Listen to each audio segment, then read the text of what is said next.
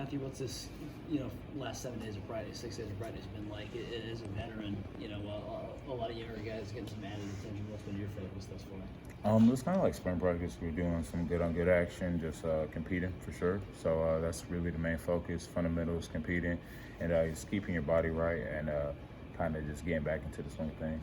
I think a lot is made of bowl practices. Do you think, as an individual player, you can really get that much better over the course of however many practices it is? Yeah, for sure. I mean, it's crazy as it sounds. Like it'd only take one day to really take like that big stride that you might need. Just kind of realizing how to play ball, or just kind of realizing your niche, or whatever you got to do to progress and move forward. So you can definitely get better during this time or any time. When you do have that day in practice where you do feel like you take that stride, what does that feel like? It feels like you can't be blocked, at least from my perspective.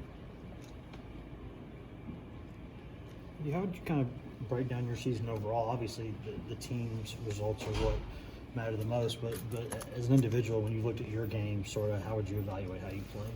I'm glad that I improved. I mean, I have definitely Coach Rock and Coach Brandon Didry to thank for that. They invested into me, and I just wanted to produce for them, produce for my teammates, and I also thank my teammates. Them putting me in position to make plays, myself putting them into position to make plays, and that resulted in us winning 7 games. So where have you taken strides as a player? Because I think a lot of times, evaluating the line of scrimmage can be tough unless you're someone who, like as a coach or really knows the game or plays it every day. Like where have you grown? I know, just me, my hand. I've always been, like pretty good, like fluid as far as my technique with pass rush, and now it's been able to, transition into pressures and a couple sacks. The same with some other guys. And then you look at my hands. My hands are fitting inside more. My pad level's better.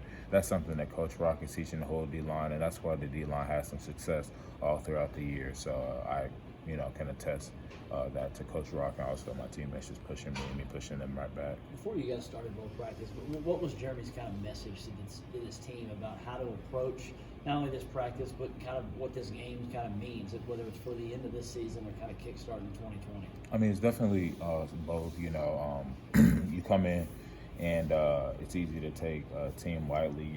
Like they're a big team, they're a Big Ten team, and maybe they're not at the top of the Big Ten. But it's easy to take them lightly, but we can't do that. Nobody can do that with any bowl. They made it to a bowl for a reason.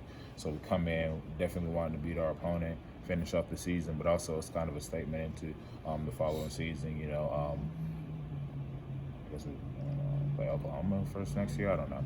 I don't remember, but just a statement into that game, and statement into all next year. Establish your identity.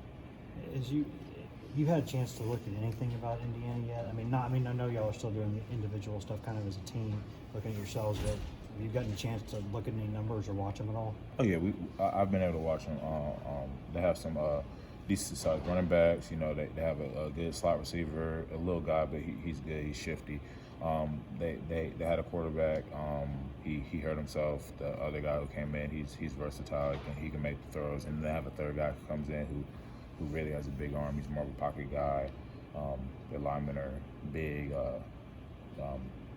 pretty much just big, and that's what I've seen so far. We've gotten into a little bit of their play tendencies, but nothing too much. We got to take it bit by bit because it's such a long time to the game.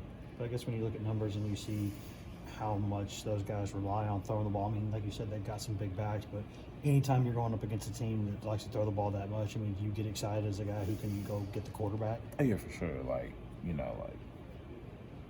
When you see like a team that likes to spread it out some, and also like their running game is 1 or 2 dimensional. Oh, okay, let's stop the run. We know what's coming. They can throw anything at us, first of all, but we know what's coming generally. Let's rush faster.